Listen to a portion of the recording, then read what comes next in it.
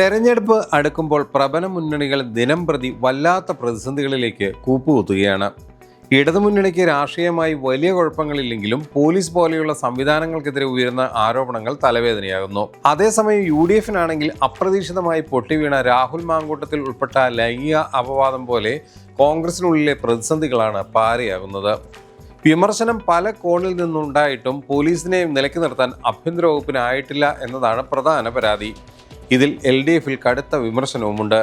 കുന്നംകുളത്തെ police മർദ്ദന ദൃശ്യങ്ങളാണ് സർക്കാരിനെയും മുന്നണിയെയും വെട്ടിലാക്കിയത്. കുറച്ചുനാളായി പോലീസിനെതിരെ വലിയ വിമർശനങ്ങൾ ഉണ്ടായില്ല എങ്കിലും തെരഞ്ഞെടുപ്പ് അടുക്കുമ്പോൾ അതുണ്ടാക്കുന്നത് ഗുണകരമല്ലെന്ന നിലപാടാണ് ഘടകകക്ഷികൾക്കും ഉള്ളത്. ഓണാവധി കഴിഞ്ഞ സ്ഥിതിക്ക് ഏറെ വൈകാതെ തദ്ദേശ സ്വയംഭരണ തെരഞ്ഞെടുപ്പിനുള്ള പ്രഖ്യാപനം ഉണ്ടാകാനുള്ള സാധ്യതയാണ് നിലവിലുള്ളത്.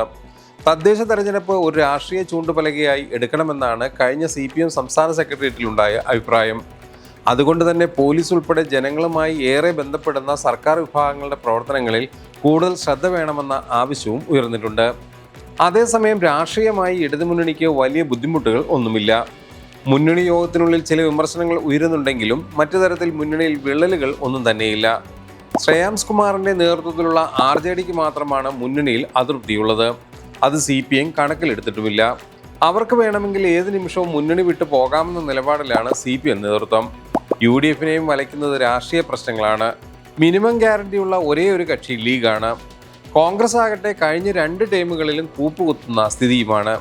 രണ്ടാം പിണറായി സർക്കാർ വന്ന ശേഷം നടന്ന ഉപതെരഞ്ഞെടുപ്പുകളിൽ വൻ നേട്ടം അവർ അവകാശപ്പെടുന്നു എങ്കിലും LDF-ന് നിലമ്പൂർ ഒഴികെ ഒരു സിറ്റിംഗ് സീറ്റും നഷ്ടപ്പെട്ടിട്ടില്ല. നിലമ്പൂരിൽ അൻവർ രാജിവെച്ചത് കൊണ്ടുണ്ടായ സാഹചര്യം മുതലാക്കാൻ കഴിഞ്ഞത് മാത്രമാണ് നേട്ടമെന്നാണ് കോൺഗ്രസിലെ തന്നെ അഭിപ്രായം.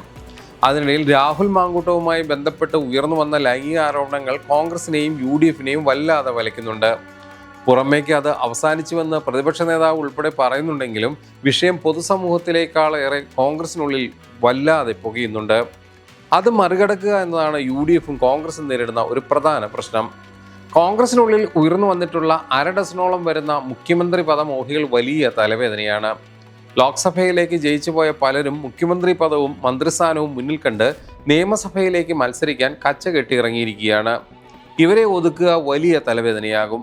ഭരണം പിടിക്കുക എന്നതിന് മുൻപേ ഇവയൊക്കെ മറികടന്ന് മുന്നണിയുടെ വിശ്വാസ്യത ഉറപ്പിക്കുക എന്നതാകും UDF നേരിടുന്ന ഏറ്റവും വലിയ പ്രതിസന്ധി എന്നാണ് രാഷ്ട്രീയ നിരീക്ഷകർ പറഞ്ഞു വെക്കുന്നത്.